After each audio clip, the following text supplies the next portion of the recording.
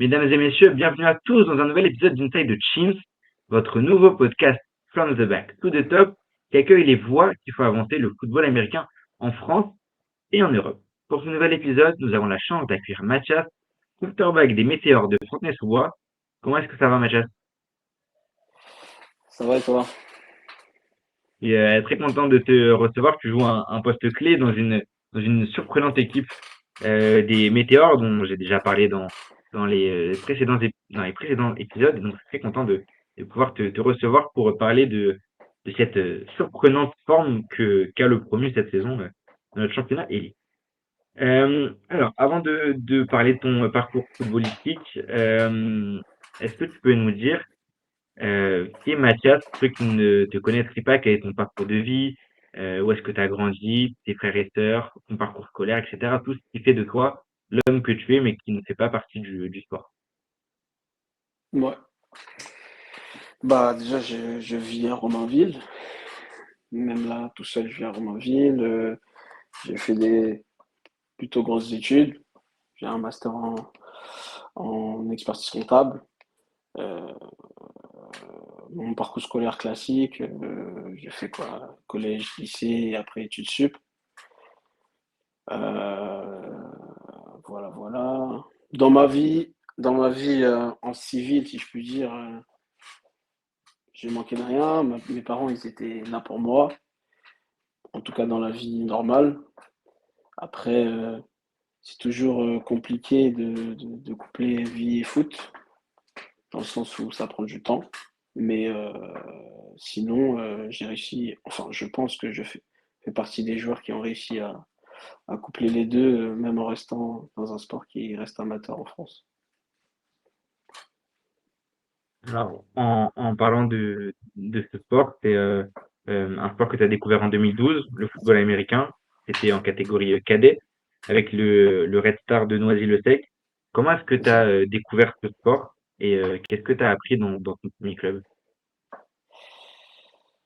Bah, je pense que j'ai découvert le sport à peu près comme tout le monde, qui a commencé jeune, enfin de ma génération.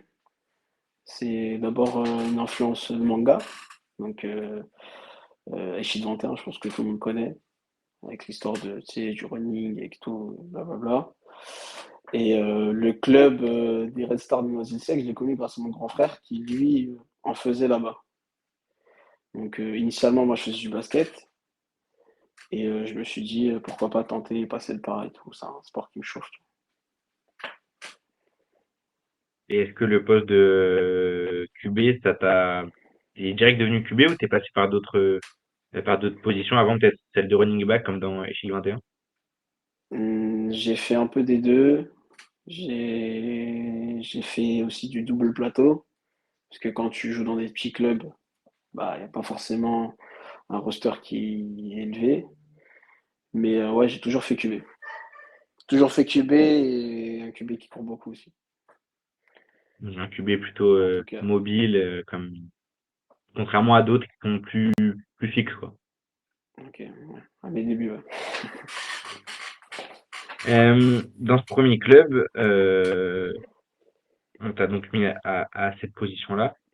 Au-delà du fait qu'elle était potentiellement logique, et ça c'est toi qui vas nous le dire juste après, mais euh, est-ce que tu considères que les bases que tu as apprises là-bas et les fondamentaux que tu as découverts, c'est ce qui t'a permis d'avoir une base solide pour ensuite continuer ton parcours de joueur dans les futurs clubs dont on évoquera d'ici quelques instants?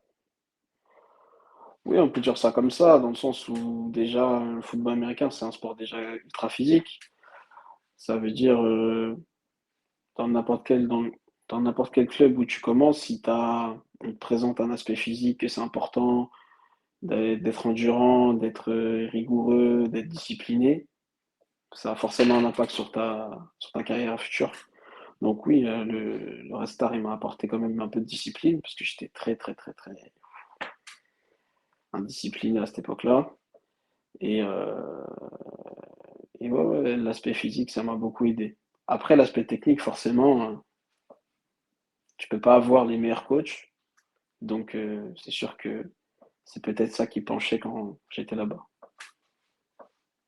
Et quels sont tes souvenirs justement de la découverte de ce sport-là et de ton premier club? Est-ce que c'est des souvenirs qui te tiennent particulièrement à cœur parce qu'ils sont chargés de symboles ou au contraire c'est une étape finalement sur laquelle t'es assez vite passé? Non, c'est un symbole. C'est un symbole parce que c'est où j'ai commencé, c'était une seconde famille. Bon là, le club, là, il a fermé, mais régulièrement, même quand je suis parti, j'allais à tous leurs matchs, j'allais voir mon frère, je revoyais mes anciens coachs qui sont joueurs, tu vois, il y avait une certaine proximité. Et ouais, ouais, j'ai très bons souvenirs que j'oublierai pas. Je regarde de temps en temps les photos, les vidéos de mes matchs quand j'étais plus jeune. Et ouais, ouais, c'est des bons souvenirs, des très bons souvenirs. Ce parcours au Red Star, il t'a permis ensuite de rejoindre le Flash en 2016. Tu joues en senior là-bas, puis tu intègres la catégorie senior. Quelles ont été tes premières impressions en rejoignant la Preneuse? Catégorie junior. Mes premières impressions, c'est que j'étais choqué parce que t'arrives à l'entraînement, on est 50, 60. Jamais vu ça. Jamais vu ça. Même en match contre les équipes auxquelles je jouais, si on additionne les deux équipes, on n'était pas autant. Tu vois, dans certaines positions, t'as 6, 7, 8 joueurs, que ce soit QB, receveur, running back, il y a beaucoup de gens. Donc ça m'a impressionné. Et aussi qu'il y avait beaucoup plus de coachs. C'était moins un coach qui devait tout gérer et beaucoup plus de coachs qui t'aidaient dans ton aspect technique. Donc ça, c'est vrai que j'ai beaucoup apprécié, mais ça m'a mis beaucoup de pression au début. C'est vrai. Est-ce qu'il y avait des noms en catégorie junior qui sont encore en activité aujourd'hui dans différentes équipes en France ou en Europe Oui. avec qui tu as pu partager le terrain? Bah, quand tu joues au flash, tu sais, tu joues avec des joueurs qui sont soit partis outre-Atlantique, soit qui performent au meilleur niveau aujourd'hui. Mais on peut dire Stanley Rigby, Amir Kilani, Hassan Dosso, Pilule, plein d'autres personnes, mais peut-être moins connues, pour l'instant en tout cas, comme Elijah Kramer, très bon joueur, plein d'autres, Bafo des Savanes, tout ça. On avait, quand j'ai commencé le foot au flash, on avait des très très très bons joueurs. Ok. Donc Vous c'était avez une assez bonne stressant. génération comme souvent au flash, en jeune. Je dirais pas que c'est ma génération parce qu'ils sont plus grands que moi, en tout cas les dernières années. Mais oui, disons oui, cette avait un bon vivier de joueurs. En 2019, tu intègres le groupe élite, donc tu passes avec les seniors. Tu commences backup avant de starter ton premier match au cours de la saison.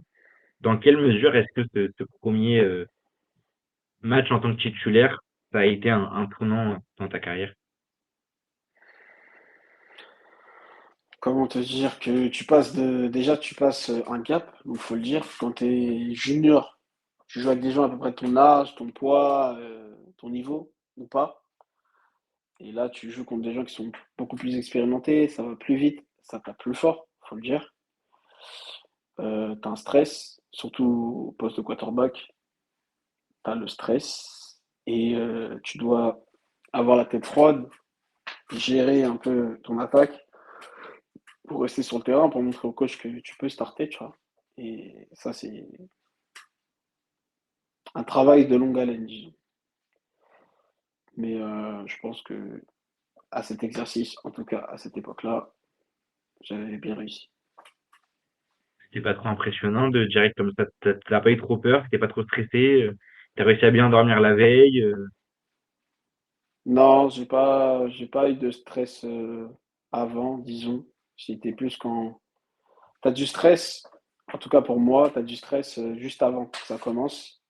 Et premier snap, comme c'est un sport que t'aimes, qui te fait kiffer, qui te fait vibrer, premier step que tu prends, tout part et tu kiffes, tu vois.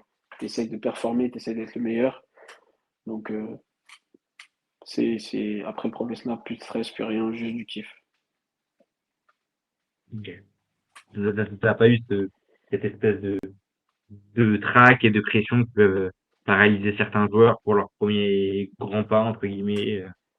Tu l'as Si plutôt bien pris. ça, excuse-moi, ça peut arriver que tu as du track quand tu rencontres des équipes qui sont très bien classées de manière récurrente dans le championnat. Style, je sais pas, quand tu joues au Flash, quand tu rencontres les Molos, quand tu rencontres maintenant les PP, bah, tu as un petit track, tu vois. Tu es stressé, surtout quand tu joues à l'extérieur. C'est pas comme quand tu joues à domicile. Donc ouais, tu peux rencontrer ce genre de stress, mais c'est pas quelque chose qui t'empêche de jouer, c'est pas quelque chose qui t'empêche de performer, pour moi, en tout cas. En 2020, il y a eu malheureusement le Covid. À ce moment-là, tu commences à rentrer dans un moment qui est compliqué à vivre pour toi, aussi bien sportivement que personnellement. Ouais. Est-ce que tu peux nous raconter un petit peu ce qui s'est passé concrètement? Concrètement, bon, je pense pas que c'est un secret pour les gens qui me connaissent, mais concrètement, j'étais coaché par Paul Durand, qui s'occupait de mon développement en tant que quarterback, quand ils ont décidé de me faire starter. Et pour aider à mon développement, d'après le club, c'était bien qu'il revienne jouer en tant que joueur. Donc, mon coach était aussi mon coéquipier, c'était aussi mon coach. Donc, une concurrence un peu, disons, déloyale, qui m'a amené parfois à des discussions et des mésententes, disons, mais qui s'est au final pas trop mal passé parce que je sais mettre de l'eau dans mon vin, parce que j'ai mis de l'eau dans mon vin et pas l'inverse. Et, la saison s'est passée comme elle s'est passée. Et quand j'ai commencé à avoir un peu plus de temps de jeu, bah, la saison s'est finie à cause de la pandémie. Et de là a commencé mon cycle difficile dans ma vie personnelle. Parce que ouais, le foot c'est bien, mais on n'en vit pas. Et surtout, en tout cas en France pour l'instant, on n'en vit pas. Et surtout que moi je faisais comme je te l'ai dit juste avant, je faisais des grosses études. Et j'ai raté 2 années de suite mon année. Et vu que c'était très important pour moi, bah, c'est vrai que j'étais pas bien à cause de ça. Voilà, ça me mettait du stress, j'étais pas bien. Et si tu veux, normalement, le foot, c'était censé être le moment où tu décompresses, où tu fais le vide. Sauf que, comme tu dois prouver, comme tu dois faire des choses, bah, c'était plus ce moment-là. Et en fait, j'étais dans un cycle de stress permanent. Et, euh, et voilà. Et après, j'ai eu d'autres mauvaises nouvelles qui sont arrivées dans ma vie plus tard, en 2021 par exemple, et qui ont fait que c'était la goutte de trop et je suis parti sans le dire à personne parce que je suis quelqu'un de fier. Mais ouais, si on peut dire, j'ai fait une sorte de dépression. Donc voilà. En 2022, tu as connu une seconde période difficile. Euh, Ce passage-là, tout aussi compliqué pour ta vie et pour ta carrière. Euh, Est-ce que, après ce que tu avais vécu en 2020, est-ce que c'était un deuxième coup de massue ou est-ce qu'au contraire, cette fois-ci, tu l'as pris un petit peu comme une épreuve qui allait permettre de te faire grandir? Un peu des deux pour être honnête, parce que je pense comme beaucoup de gens, pendant le Covid, on a pris du poids. Tu vois, quand tu es un mec qui fait du sport 5 fois par semaine, qui va à la salle, qui fait ci, qui fait ça, et que là, tu n'as plus de salle. Parce que bah, la pandémie fait que tu n'as plus de salle, tu n'as plus d'entraînement parce que la pandémie fait que tu n'as plus d'entraînement, et que tu es un bon mangeur comme moi, surtout comment dire, dans l'état émotionnel que j'étais, bah frère, je mange beaucoup, je te l'ai dit, je mange beaucoup, je mange bien, mais je mange beaucoup, Je fais pas forcément beaucoup de sport, je faisais plus beaucoup de sport, j'allais plus à la salle. Tu fais vite un plus 20, tu vois. Donc déjà, tu arrives, tous tes coéquipiers, ils disent ouais, qu'est-ce qui t'est arrivé? T'as mangé ton frère, tout ça, trucs comme ça. Tu vois que t'as pris du poids, c'est compliqué, ce sera plus comme avant, et même physiquement, quand les premiers entraînements ils arrivent, tu peux plus faire ce que tu faisais avant, et c'est très compliqué de revenir. Surtout quand tu as une morpho qui ne t'aide pas plus que ça, tu vois. Mais ouais, c'était un coup de massue, mais ça m'a fait grandir et ça m'a fait aussi me renfermer sur moi, me donner de la force tout seul, mais ne pas attendre qu'on me tend la main, ne pas attendre que quelqu'un vienne m'aider. Donc ça m'a fait ressortir mon réel caractère, je pense, aussi. Donc il y a du bon dans cette épreuve, disons. Est-ce que aujourd'hui, au vu de ce que tu as traversé et peut-être de ce que dans ton entourage, on sait que ton frère il fait du football américain, peut-être au vu des amitiés que tu as pu créer dans ce sport-là, est-ce que la santé mentale aujourd'hui c'est quelque chose qui te tient particulièrement à cœur? Ouais, ouais, parce que bah, au cours de toutes ces années, même je dirais ces épreuves, bah, tu peux rencontrer des gens qui font partie de ta famille. Tu vois, je pense notamment à Zachary Boueloul. Tu vois, c'était dans cette période-là de ma vie, c'était mon grand frère, tu vois. Il était là pour moi, H24, j'étais tout le temps avec lui, que je sois bien, pas bien, et vice-versa, bien sûr. C'était des deux côtés, tu vois. Après, il y a des gens dans ma vie personnelle, ils savent, je n'ai pas besoin de les citer, que, que voilà, genre, ils sont importants pour moi et tout. Après, il y a tes coachs aussi. Tu vois, quand j'étais en junior, Kevin Mamba, frérot, il m'a appris le foot. Enfin, il m'a appris à lire du foot, à comprendre le foot. Moi, je ne savais pas ce que c'est un meeting avant. Je ne savais pas ce que c'est. Il faut lire ces déplacements-là, là, là. Et pour ça, tu vois, je leur serais éternellement reconnaissant, tu vois. Genre, c'est vraiment un grand frère pour moi par rapport à ça. Bien sûr, Paul Jurin a pris le relais sur plein de choses, a amélioré plein de choses, mais je pense que mon apprentissage et le fait qu'on m'avait pas appris comme ça, en tout cas techniquement, sans l'intervention de Kevin Mamba, en tout cas en tant que coach, bah, ça aurait pris plus de temps et peut-être que j'aurais pas vu du terrain du tout en fait ma première année, tu vois. Donc ça c'est important. Et puis même mes coéquipiers, il y a Stéphane Fortes, mon big grand frère, lui je l'aime trop. Stanley aussi, il y a trop de gens que je pourrais citer, qui n'ont pas forcément besoin de lumière, qui savent que je pense d'eux, qui savent exactement, voilà, il y a Jean Lubin, Paul Lubin, ils savent très bien, je les kiffe de ouf. C'est mes frérots de ouf, et ils étaient là aussi, quand ça allait pas, tu vois. Et voilà, tu vois, genre c'est le foot, c'est ça qui est beau, c'est que même si tu performes pas toujours, bah, tu passes tellement de temps avec tes coéquipiers que parfois il s'avère qu'ils deviennent presque des membres de ta famille ou au moins des amis proches, quoi. Donc ça, Ton c'est cool. expérience au Flash, puisque justement après tu vas décider de rejoindre les météores, mais ton expérience au Flash, ces années que tu as passées là-bas et les hauts et les bas que tu as connus, finalement, qu'est-ce que tu retiens de ce passage à la Croneuse? Plein de bonnes choses, hein. En vrai, plein de bonnes choses. Parce que j'ai beaucoup rigolé, j'ai passé des bons moments, dans la victoire comme dans la défaite, puisqu'on a forcément tout gagné. Comme je t'ai dit, je me suis fait des frères là-bas, ils savent. Il y a des personnes que j'apprécie, d'autres que j'apprécie moins. On va pas s'éterniser sur ça, mais ils savent aussi ceux que j'apprécie moins.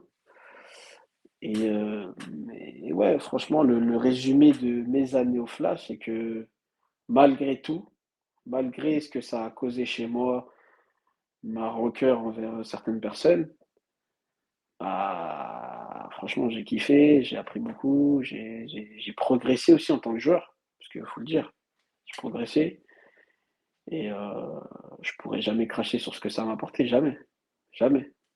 En tout cas sur, mes coéquipiers, ce qu'ils m'ont apporté, ce que mes années de junior m'ont apporté, et mes quelques années senior aussi.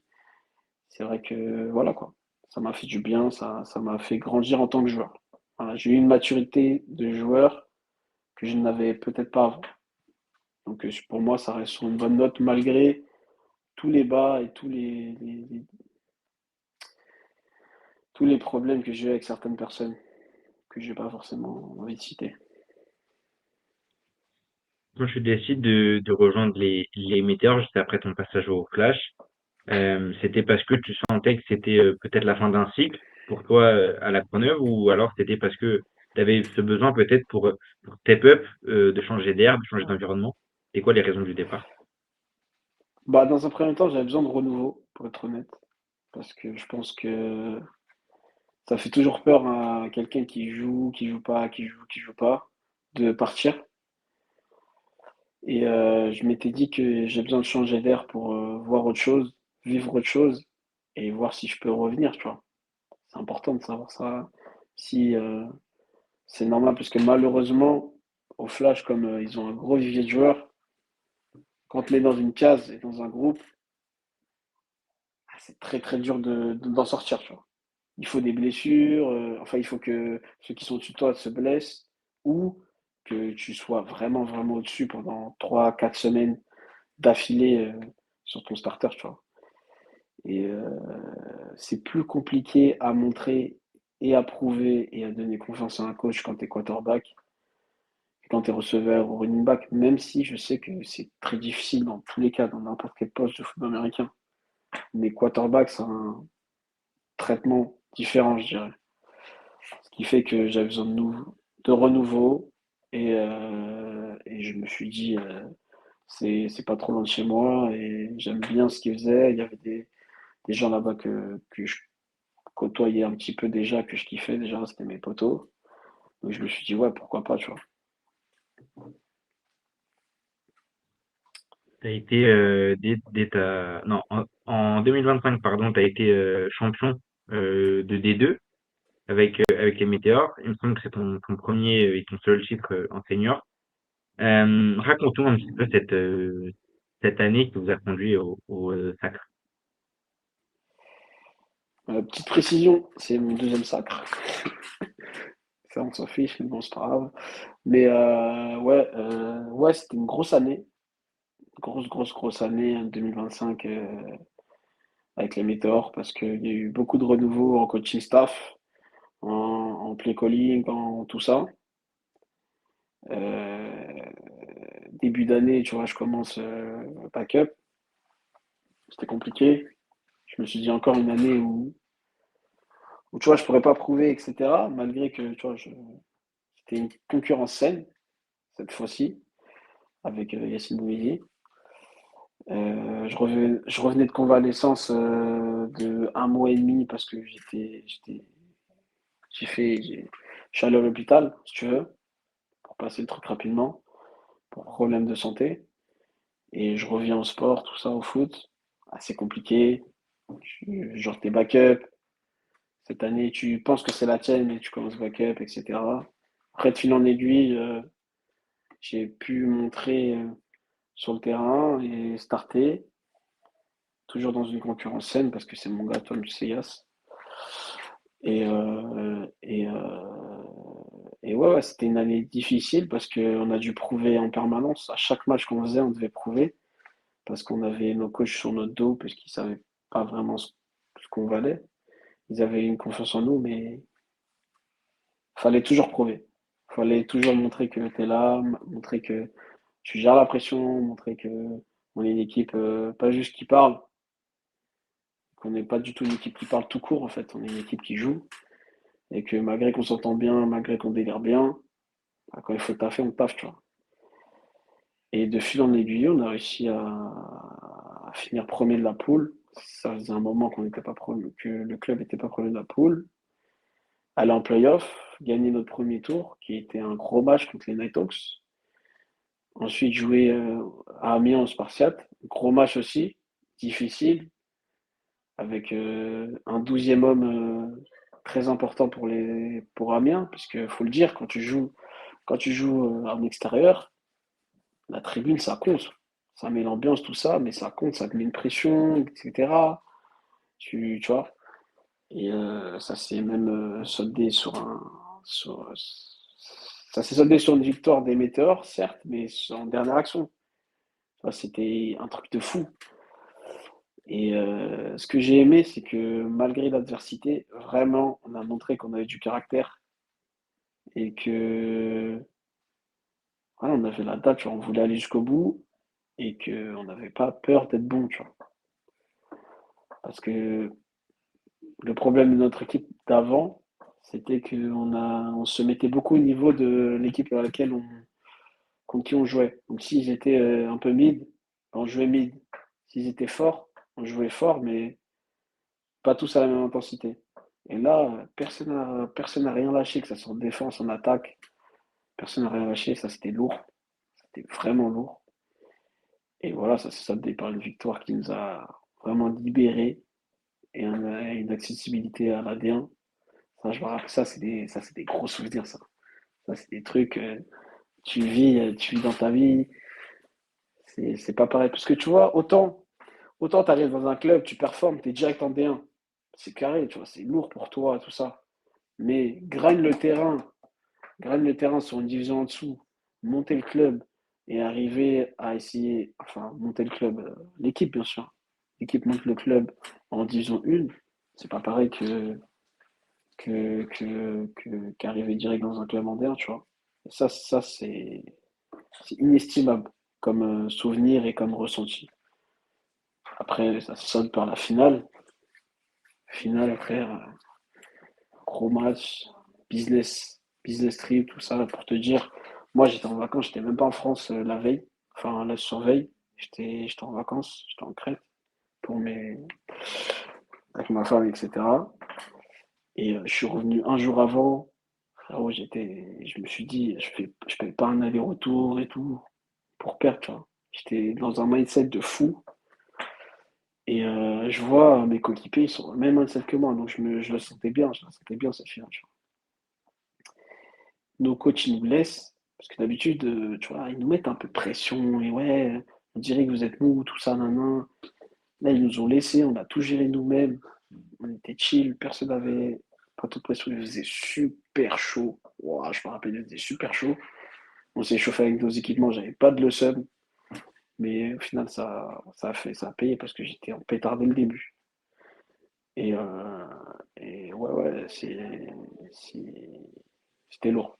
Début, premier drive, j'ai vu pourquoi ils étaient en finale. Tu vois. Premier drive, j'ai vu, ça frappait fort, c'était assez précis, etc. Donc ouais, j'ai vu pourquoi ils étaient en finale. Mais je me suis pas dit, ah, c'est bizarre ça. Je me suis dit, mais nous aussi, on n'est pas là pour rien. T'inquiète pas. Le premier drive compliqué. Après, je crois, ils scorent en premier. Et là, frérot, je suis rentré dans la zone, hein. Ah là, j'étais en mode hors de question que je perde. Mauvais perdant de fou. Hors de question que je perde. Et, et tout le monde est rentré dans la zone, hein. On n'avait même pas besoin de trop se parler. On faisait juste des petits retours avec les coachs. Et quand on allait sur le terrain, on voulait juste tout arracher. On voulait tout arracher. Tout le monde avait la dalle. Personne ne me disait, ouais, lance-moi la balle comme d'habitude. Tout le monde était en mode, on a un jeu, on joue le jeu et on va tout arracher. Ce qui fait qu'on score, on égalise, après on rescore. Donc à la mi-temps, je crois, il y a 14-7.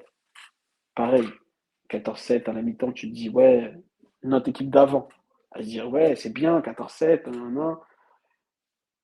Malgré nous, on baissait un peu d'intensité, tu vois, après, à la deuxième mi-temps. Là, mon frère, on était tous pareils.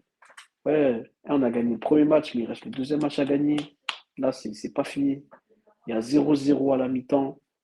On va chercher le deuxième match. Et ce qui s'est passé, c'est qu'on n'a rien lâché. On n'a rien lâché. Et même si on avait une position d'avance, tu le vois,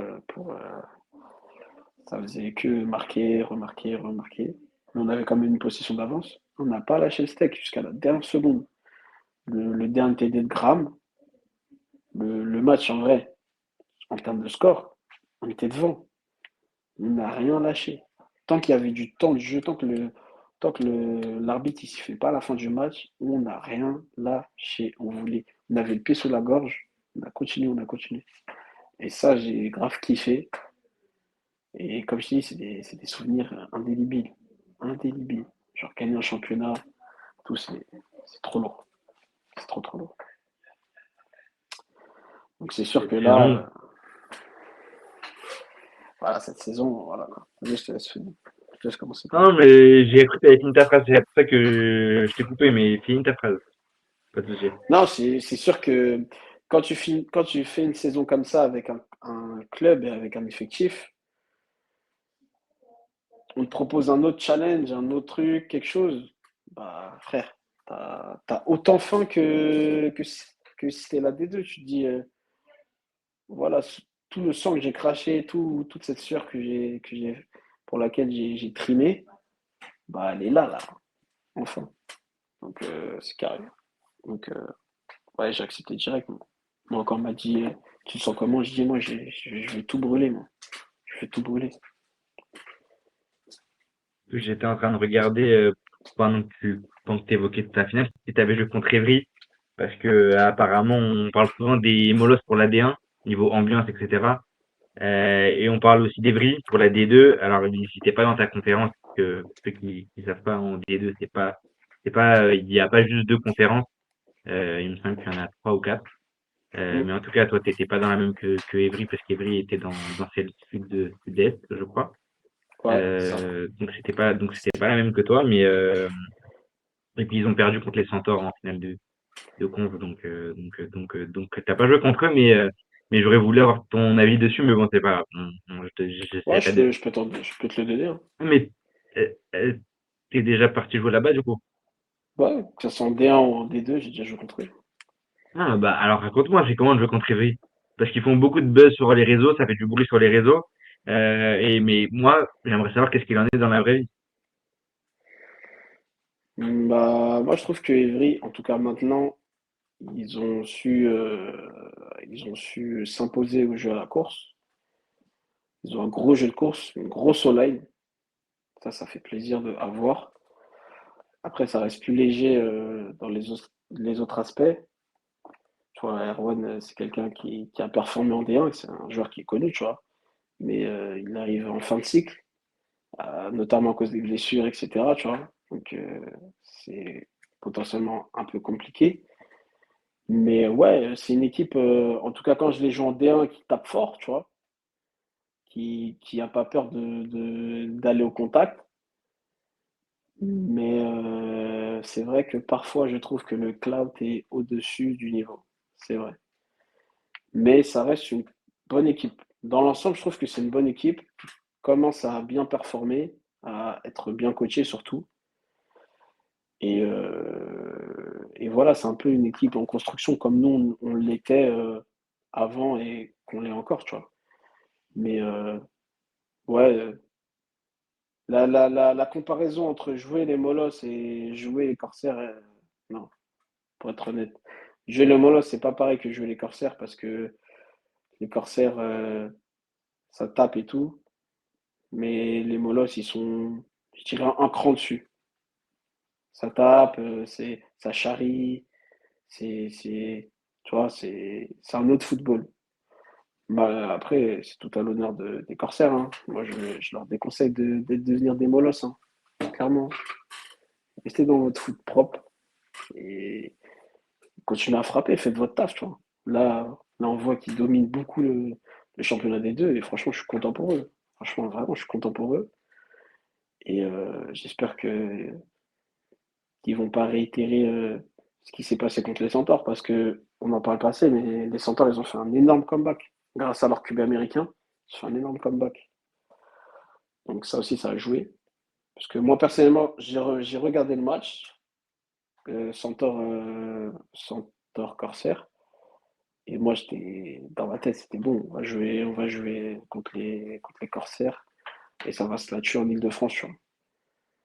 Et malheureusement, il s'est passé ce qui s'est passé. Et voilà, hein. Moi, ma Mais bon, comparaison, ça elle reste une était bonne équipe. plutôt, moi, ma comparaison, elle était plutôt au niveau du public. au niveau de ce qui se passe sur le jeu. Je parlais un petit peu plus tôt du rôle qu'on pourrait appeler le 12e homme. Et en fait, c'est dans ce sens-là, c'est ils mettent pas mal sur leur réseau, sur TikTok, Insta, etc., en avant une espèce de hype un peu à l'américaine, une Mm. espèce de d'ambiance un petit peu, si tu veux, électrique. Et donc moi, c'était sur cet aspect-là. Est-ce que quand tu es parti jouer là-bas, ou est-ce que quand tu Il as n'y avait vu pas des matchs de. là-bas, est-ce que tu as ressenti une effervescence dans les tribunes? Non. Non, déjà parce que quand j'ai joué là-bas, il n'y avait pas de tribune, tout simplement. Parce que la tribune, ça fait pas longtemps qu'ils l'ont. Je vois, ça, c'est assez beau gosse et tout, mais ça fait pas longtemps. Et en vrai, il n'y avait pas de tribune, c'était autour du terrain et puis c'est tout. Il y avait une ambiance, mais vite fait, tu vois. Molos, c'est quand même un, les Molos, c'est quand même un club qui date, enfin, qui a déjà des infrastructures. Ça fait longtemps qu'ils ont leur stade là, Blaise Matuidi. Ça veut dire il y a les tribunes déjà, quand il y a un match Flash Molos, elles sont toujours remplies, tu vois. Toujours remplies, Flash BP Molos, c'est toujours rempli, tu vois. Donc c'est incomparable. Quand tu as 1000 personnes qui parlent, qui crient, qui réagissent à tes actions, et 200, 300 personnes max, en tout cas, quand j'y ai joué, ça n'a rien à voir, tu vois.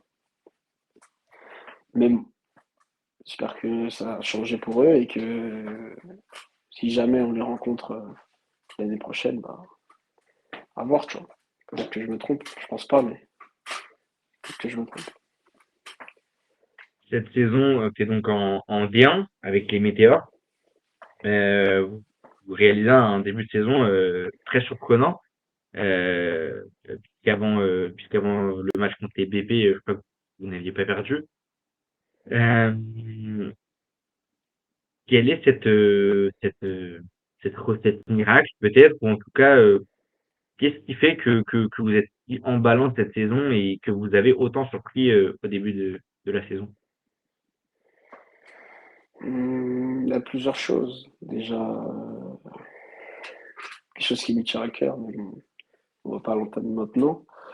Il y a le fait que potentiellement on nous sous-estimait. Déjà, on est le promu. Pour eux, on a joué des équipes des D2, donc ça reste de la D2, mais nous, on n'était pas dans ce mindset-là. Tu vois. On était dans un mindset où une équipe, c'est une équipe. Tu vois. On a tous le sang rouge. Donc, qui que soit en face, on est là pour jouer au foot. On est là pour jouer au foot, on est là pour performer. Et le coaching staff l'a bien compris et nous a mis l'exigence niveau D1. Je te le dis, même à l'entraînement, ça se la tue. Et on nous met beaucoup de pression. Ça veut dire qu'en match, on n'est pas dépaysé. Tu vois, malgré que c'est de la D1, malgré qu'il y a plus de monde qui vient, malgré qu'il y a du trash talking, etc., qui se fait dans le terrain, hors du terrain, bah, mentalement, je dirais on a une meilleure préparation que l'année dernière quand on était en D2. Donc ça joue. Et on a un mindset où on se dit, ouais, c'est la dernière année de D1 avant qu'ils fassent leur ligue, la Ligue Elite. On va prouver, tu vois. On est au devant de la scène, on va prouver. Donc souvent, j'entends beaucoup de clubs, ou en tout cas pas de clubs, mais de gens parler des météores ou des commentateurs dire, ou des coachs dire, ouais, ils ont rien à perdre, on a tout à perdre. On a tout à perdre. Il n'y a pas de rien à perdre ici, tu vois. Genre, il n'y a pas de. Parce qu'il y a une Ligue Elite l'année prochaine, si on se vote, on se vote. Non, non. C'est. Quand t'aimes le foot, personne n'aime perdre, en fait. Tu vois, quand t'aimes le foot, personne n'aime perdre. Ça veut dire que tu perds contre une vieille équipe, contre une grosse équipe, t'as le seum de perdre. Donc quand tu joues contre une grosse équipe, performer contre une grosse équipe, ça te, ça glorifie ton orgueil, ça glorifie ton estime de soi. Donc forcément, tu te donnes à 200%, tu vois.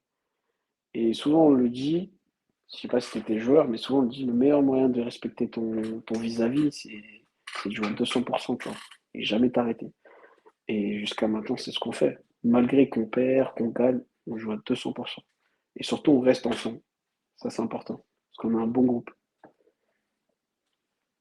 L'une des victoires qui a été marquante, surprenante, C'est celle à domicile contre les Molosses, où vous avez dominé de la tête et des épaules, très sincèrement. Est-ce que pour toi, ça constitue un match référence déjà dans votre saison en D1? Ça peut constituer un match référent dans le sens où en fait notre défense a lock le match, tu vois. Que, que ça plaise ou pas, notre défense a lock le match. Leur défense, très bonne défense d'ailleurs, puisque c'était compliqué de jouer contre eux, l'intensité, etc. Même si on score, même si on score les premiers, je pense. Ouais, il me semble qu'on score les premiers. Genre, il y avait une grosse intensité, c'était bien de jouer contre eux. Après, dire que c'est un match référence, pour moi, tous nos matchs sont des matchs références, malgré que ça soit une défaite ou une victoire, dans le sens où, comme je te l'ai dit, on prend match après match et on essaie de donner le meilleur de nous-mêmes. Après, au vu du score, oui, ça fait partie de nos meilleurs matchs en D1 pour l'instant, c'est sûr. À contrario, eu la joie ou le malheur de jouer contre les Black Panthers aussi cette saison. Est-ce qu'il y a des choses qui t'ont choqué? On sait par exemple qu'au vu de ton poste, tu es peut-être plus exposé à des interceptions d'Adel Bavdil ou de Kevin Cortez. On sait aussi que leur défense dans leur globalité est bonne, hein, aux Black Panthers. C'est pas pour rien qu'ils enchaînent les titres ces dernières années. C'est quoi qui t'a le plus marqué quand tu as joué contre eux? Hum, qui m'a le plus marqué contre eux. 12e homme, comme je te dis, 12e homme, ça joue. Après, contre eux, vraiment, c'est la justesse technique, je dirais. En fait, tu vois que les mecs, ils s'entraînent, ils font que ça, ils font que s'entraîner, que tape sur toi, que tu fais un geste, ils essaient de calculer ce que tu vas faire, etc. Limite, ils te connaissent, tu vois. C'est limite, ils s'entraînent avec toi tellement ils ont tape sur toi, ils sont bien coachés par rapport à ça, que tu te dis, ouais, ouais, c'est chaud, tu vois. Ils savent ce que je vais faire, je fais un geste, etc. Limite, ils connaissent le geste. C'est impressionnant. Mais sinon, au niveau footballistiquement, bah, genre, j'étais pas plus choqué de ça parce que je sais, je connais les joueurs. Adel, ça fait longtemps que je le connais. Kevin, pareil. Donc, disons que j'étais pas choqué dans le sens où je sais qu'ils sont bons, tu vois. Je sais que ça fait des années qu'ils sont bons, etc. Donc, sur ça, disons que moi, je m'étais enlevé cette pression. Après, le terrain des BP, voilà quoi. Genre, c'est pas facile déjà parce que c'est une pelouse. Dans le Nord, on n'a plus trop l'habitude de jouer dessus, tu vois. Et une pelouse, quand il fait moche, quand il pleut des cordes, c'est pas pareil, tu vois. C'est pas pareil. Après, c'est pas une excuse, hein. Je cherche pas d'excuses. Mais moi, je sais que ma contre-performance, en tout cas dans ce match-là, les conditions météorologiques n'y sont pas pour rien. Après, c'est moi et moi, tu vois. Ce que les gens pensent, pas les steaks. Mais voilà,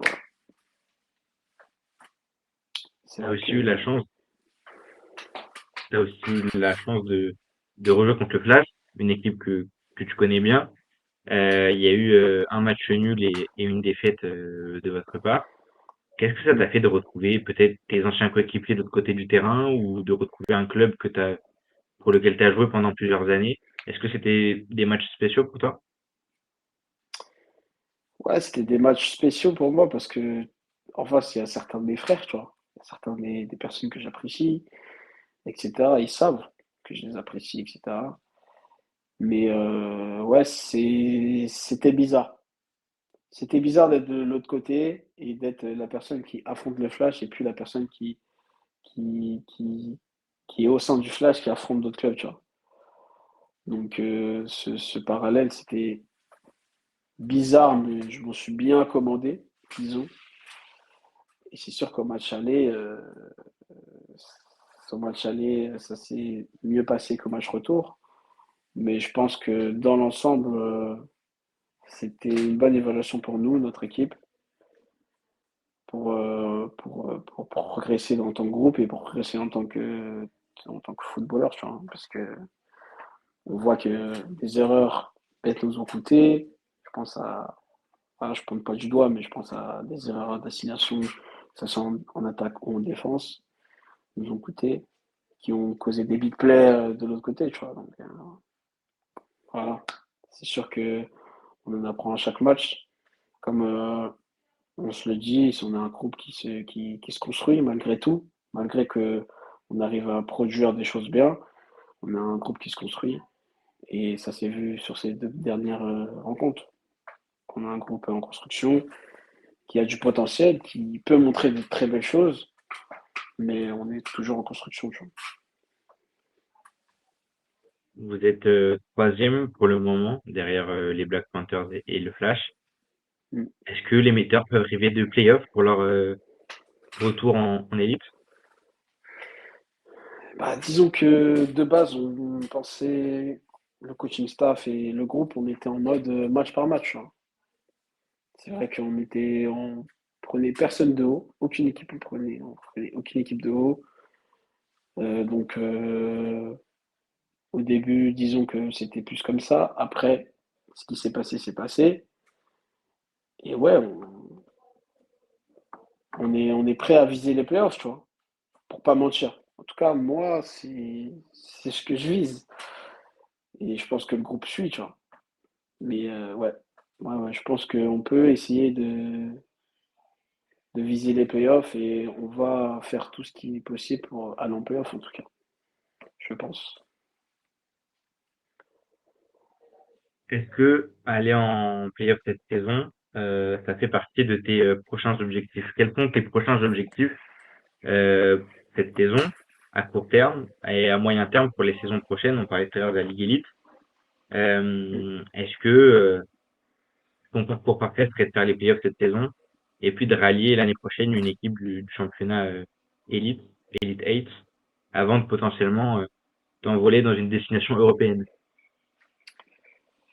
Ouais, c'est sûr que ça fait partie des cases à cocher pour moi, en tout cas pour cette saison. Montrer que dans un jeune groupe qui ont décidé de jouer avec un QB français, qu'un QB français peut être totalement apte à mener une équipe en playoff, que, que voilà, on est un groupe qui peut, malgré qu'on est les jeunes premiers de la D2, on peut essayer de se hisser dans le top 3 cette année et continuer notre progression et continuer de prouver au championnat qu'on n'est pas là pour rien, on n'a pas gagné pour rien, on n'est pas venu juste faire le beau, tu vois. Et ouais, pour l'instant, tout ce qui est projet à moyen terme, je me concentre pas trop dessus. C'est vrai que j'ai des projets, pour être honnête avec toi. Mais partir des metteurs, pour l'instant, ça n'en fait pas partie, disons. Après, si j'ai des offres alléchantes, pourquoi pas? On va voir. Mais partir des metteurs, c'est pas dans mes projets en tout cas. Qui est un QB qui est plutôt atypique, que tu pèses 110 kilos, tu as un profil plutôt costaud, plutôt massif, et tu décrivais un petit peu plus tôt dans l'émission que tu étais quelqu'un qui était mobile à la base. Est-ce qu'aujourd'hui, ce physique, tu le considères plutôt comme un avantage ou plutôt comme un handicap? Je dirais 50-50, dans le sens où quand tu te dois d'être un athlète, quand tu penses être un athlète, bah tu dois faire avec.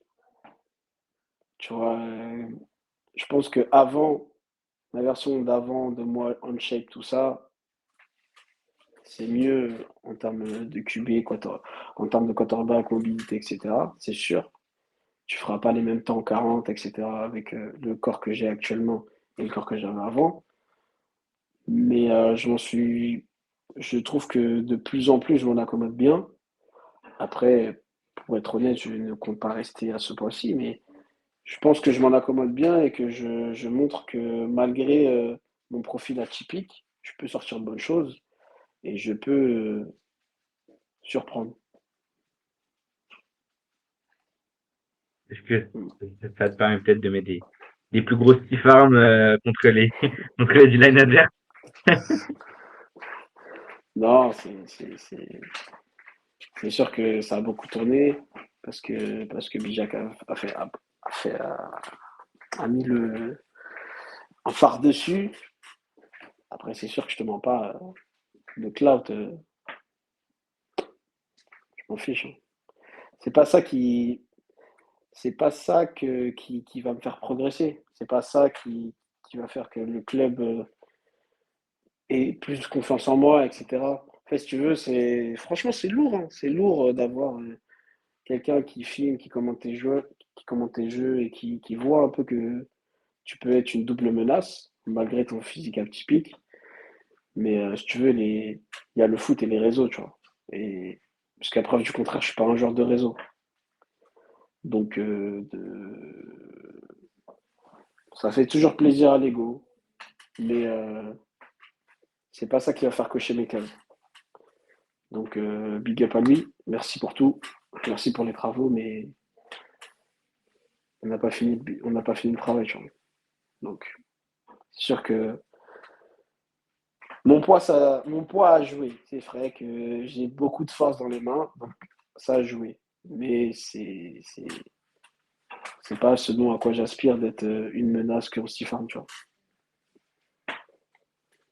Il y a, tu parles de travail, il y a une particularité que tu as, c'est que tu es un quarterback français. Il joue dans le championnat élite, là où beaucoup d'équipes souvent utilisent un de leurs imports, souvent américains, pour jouer à cette position-là. Qu'est-ce qui, selon toi, fait que les équipes, globalement, élite, ne laissent pas trop la place à des quarterbacks français, justement? Bah, déjà, je dirais que c'est la formation d'un quarterback, tu vois. C'est une formation de longue haleine. Former un quarterback, c'est pas facile. Et ça demande beaucoup de rigueur, beaucoup de travail hors terrain. Et ça plaît pas forcément à tout le monde. C'est quand on te dit ah, tu veux jouer quarterback et tu dois apprendre tout ça du cahier de jeu, tu dois apprendre ce que lui fait et ce que en face font, ce qu'ils font, pardon. Bah, c'est pas très, tu vois, ça donne pas trop envie d'être à ce poste, alors que si tu joues d'autres postes, peut-être que tu as moins de responsabilités, tu as moins de choses à apprendre. Donc je pense que déjà ça c'est un gros frein. Et puis, et puis c'est compliqué, qu'on se le dise, c'est un poste qui est très compliqué. Je pense que les trois quarts des QB, en tout cas qui ont évolué en France, ils sont autodidactes. Tu vois, c'est très rare d'avoir un coach qui a joué QB, qui connaît, qui a joué quarterback, pardon, qui connaît les aspects techniques pour améliorer, par exemple, ton lancer au niveau du release, au niveau de ta précision, au niveau de tes jambes, parce que tu lances pas qu'avec le bras. Donc, on fait croire que tu lances qu'avec le bras. On dit, ouais, ce QB, il a un gros bras. Mais c'est faux, tu vois. Tu lances avec tout ton corps. Tu vois, si ton haut du corps, il est vif, mais tes jambes sont mortes, bah, tu auras un petit bras, tu vois. Donc, il y a de ça. Il y a la formation de QB. Et puis aussi, je trouve que les clubs français, malheureusement, ils ont pas cette tendance à faire confiance au talent brut, si je puis dire, au talent brut français, qui demande juste à être poli, qui demande juste à être coaché pour potentiellement donner quelque chose de bien, tu vois. Parce qu'on le voit dans les autres niveaux, que ce soit en D1 ou au-dessus, on a des athlètes dans toutes les positions. Mais jamais, on voit jamais de QB français, enfin, on ne laisse jamais un quarterback français bien se former, bien prendre les rênes d'une équipe et il est toujours cassé par la décision de prendre un apport pour renforcer l'effectif offensif. Et ça, je pense que pour les QB français, c'est un affront, tu vois. Genre, on ne donne pas ta chance comme on donne la chance à un QB américain. Tu fais une erreur, on te fait sauter, tu vois. Tu fais une contre-performance, tu es sur la select. Et je trouve que parfois c'est compliqué parce que malgré que tu fais des choses bien, bah, on va pas forcément te le dire, on va pas forcément te le mettre en avant. Et que quand tout se passe bien, bah, tant mieux pour toi, mais quand tout se passe mal, t'es seul. Et ça, c'est un gros problème que je pense en France, on doit régler, c'est que on peut avoir des athlètes partout et qu'il suffit juste d'être bien coaché et de bien préparé et on peut faire quelque chose de bien, tu vois. Et je trouve qu'il y a un gros manque sur cette position de coaching. Enfin, en tout cas, ce que j'ai vécu. Alors que j'ai été coaché par un QB qui a beaucoup performé en Europe, mais j'ai été coaché quoi, 2 3 ans. Tout le reste d'avant, j'étais autodidacte. Donc tu laisses quoi? Tu laisses sur ma formation footballistique, quoi, t'as 10 ans, t'as 10 ans que tu étais autodidacte et tu as 4 ans où tu es coaché. Bah, tu as des restes de tes mauvaises habitudes, etc. C'est ça qui fait que. Alors que quand tu es coaché direct bien par quelqu'un, c'est pas pareil. C'est le problème. Et est-ce, et est-ce que justement pour garder le cap dans cet apprentissage autodidacte, etc., est-ce que tu avais peut-être des modèles, des exemples, que ce soit dans ton cercle à toi, que ce soit du côté de la NFL, que ce soit du côté d'autres sports, des gens qui t'ont permis de garder foi en toi et de garder cette éthique de travail? Ouais, ouais, ouais. Ouais. C'est vrai que, bah, comme on le voit, je suis un grand fan de la franchise des Saints, tu vois. Et étant un QB qui est pas très grand, qu'on se le dise, pas très grand, tu vois, bah, je me suis dit, ouais, est-ce que ça sert vraiment à quelque chose de rester quarterback? Parce que ceux qui te protègent, ils sont en moyenne à 1,90 m, voire plus. Tu vois pas forcément grand-chose. Et tu te dis, ouais, en vrai, il faudrait que je change de position parce que bah, c'est peut-être en contradiction avec mon corps. Surtout que tu grandis, en termes d'âge, tu grandis, donc tu rencontres des gens encore plus balèzes, etc. Puisque quand tu es en junior, ça passe un peu. Mais quand tu es en senior, tu vois que des gens qui sont plus grands que toi, etc. Donc, tu as des profils style, je sais pas, Kyler Murray, Drew Brees et plein d'autres qui n'étaient pas forcément extrêmement grands et qu'ils ont réussi à atteindre la NFL, qu'ils ont réussi à performer en NFL. Donc ça te booste. En tout cas, moi, en tout cas, ça m'a boosté. Voir Drew Brees jouer, ça m'a boosté. Parce que je me suis dit, ouais, le gars, il n'est pas très grand, mais c'est pas son problème, tu vois. C'est pas une excuse. Il aime ce qu'il fait et voilà, tu vois. Donc c'est vrai que j'avais des exemples. Après, il n'y a pas que Drew Brees, forcément. Moi, je suis de la génération où il y avait Michael Vick, Cam Newton, tout ça. Donc c'est vrai que ça a impacté mon style de jeu, en tout cas avant. Et ouais, ouais, c'est vrai que j'avais beaucoup de références NFL, tu vois, parce que je regardais pas trop la NCAA pour être honnête.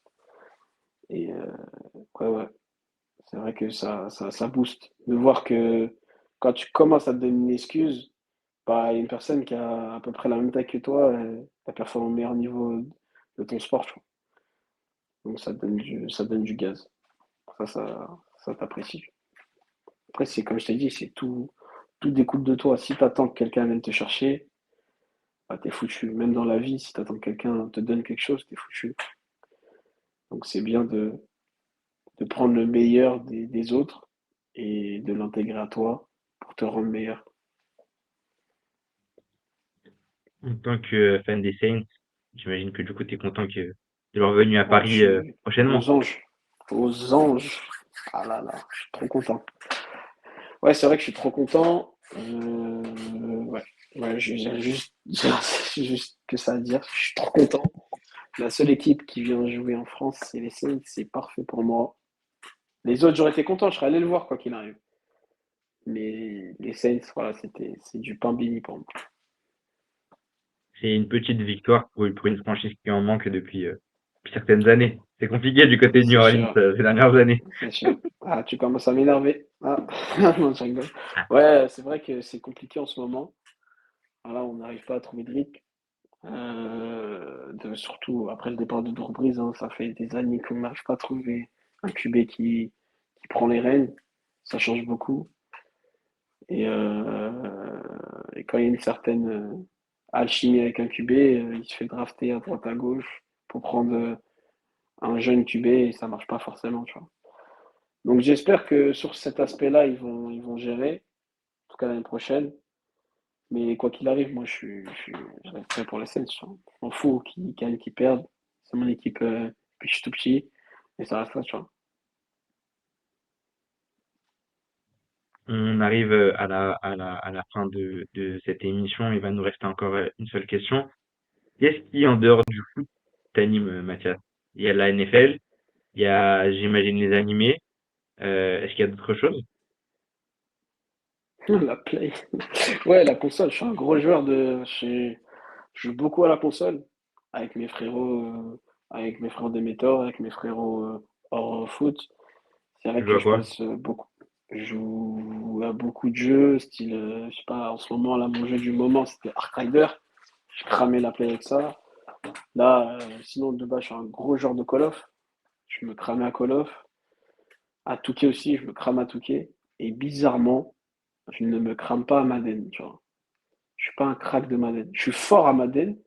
C'est facile parce que tu vois tout de haut. Moi qui ai l'habitude de voir derrière des géants, là, tu vois tout. Ah, c'est trop facile. Après, je dis pas que je tape les gens, hein. Mais c'est moi, je suis pas dans ça. Mais c'est plus facile. Donc, c'est sûr que voilà. Mais Touquet et Call of, oulala, je suis dangereux. Dangereux. Je suis crame. Ouais, ouais. Et les animés aussi. Les animés, dingue, dingue. Toi, ton top 3 des animés. Voilà, mon top 3 des animés, sans compter le top 3, sans compter les Big 3, parce que le Big 3 ne touche pas. Et quand je dis Big 3, on compte pas DBZ. DBZ, c'est le papa. Après, il y a Bleach, Naruto, One Piece. Ça, déjà, on ne touche plus à ça. Ça, c'est réglé. Mon Big 3, après tout ça, je dirais Jujutsu Kaisen déjà. Ça, c'est, faut même pas parler avec moi, Jujutsu Kaisen. SNK. Et, la dernière place, elle se bat, hein. Ça se bat avec plein d'animés. Mais ouais, ouais, je dirais MHA, hein. MHA, c'est lourd. Lourd. J'ai pas aimé la fin, mais c'est lourd. Ok. Et sur tout cas, tu joues aussi avec New Orleans du coup ou t'as une autre franchise? Ah non, non, surtout que je suis un fan des LeBron James. Ok, je suis que les LeBron James. Il va à Cleveland, je suis pour Cleveland. Je suis un joueur. C'est Pareil. bizarre, mais c'est comme ça. C'est le seul sport où je suis comme ça aussi. C'est Voilà, LeBron James, il est dans un club, il est dans une franchise, voilà. bah je retourne ma veste. Voilà, C'est je suis simple. pareil. Bon bah écoute, Inside de Team, tes amis, c'est fini pour aujourd'hui. Merci à tous d'être restés jusqu'à la fin de l'émission, que vous avez apprécié, que vous voulez soutenir le projet, que vous voulez d'autres épisodes. On vous laisse partager, commenter, vous abonner. N'hésitez pas aussi à aller donner de la force à Mathias et aux Météores qui vont en avoir besoin pour cette fin de saison, notamment pour potentiellement accrocher les playoffs. N'hésitez pas à me dire en commentaire qu'est-ce que vous voulez pour la prochaine fois dans une de ces interviews. Est-ce que ça t'a plu, Mathias? Franchement, c'est lourd, j'aime bien le fait de pouvoir parler. Tu mets la lumière sur plein de choses. Ouais, franchement, c'est lourd. Ça fait plaisir. En tout cas, les amis, gros, gros, gros big up à Mathias parce que j'ai eu des soucis techniques et il a quand même tenu à faire l'émission. Donc vraiment, merci beaucoup, Mathias. J'étais très, très content que tu aies pu Yes. se faire. Les amis, on se dit à bientôt. Prochain épisode d'ici quelques semaines. Et puis n'oubliez pas, from the back to the top, tous ensemble, mettons en lumière le football américain et ses acteurs en France et en Europe. Les amis, à la prochaine. Ciao, ciao. 5, 4, 3, 2, 1.